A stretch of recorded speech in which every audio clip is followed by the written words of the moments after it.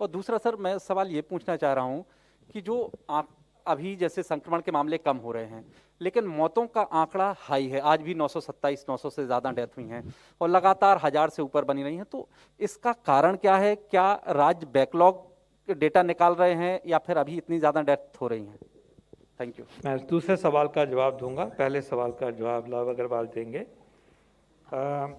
Cases कम हो रहे हैं, ये ठीक है।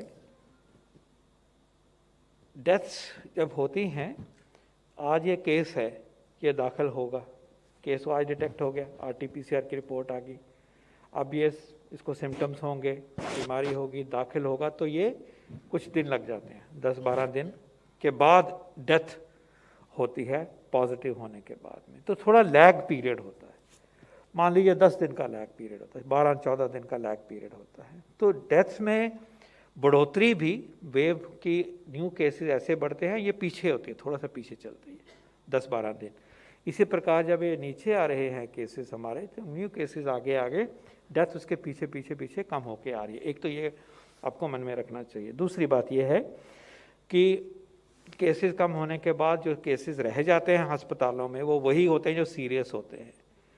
तो सीरियस में कोशिश की जाती है कि जान बच जाए, उनका लंबा स्टे होता रहता है, तो फिर वो उस तरह का भी बैकलॉग जो है वो रह जाता है। अब आप देखोगे कि अस्पतालों में कोविड का नॉर्मल वार्ड खाली हो गए हैं, लेकिन आईसीयू जो हैं अभी भी वहाँ पे केसेस हैं।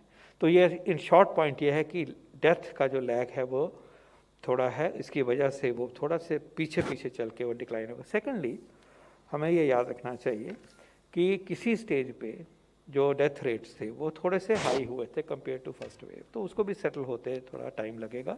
लेकिन have no doubt that the deaths are declining, deaths are clearly on a downswing, and it is only a matter of time. It is essentially the lag because of which these are there. But as I said, some of the serious cases who had prolonged NICU stay from the earlier peak stage and more intense phase are also adding up to this situation.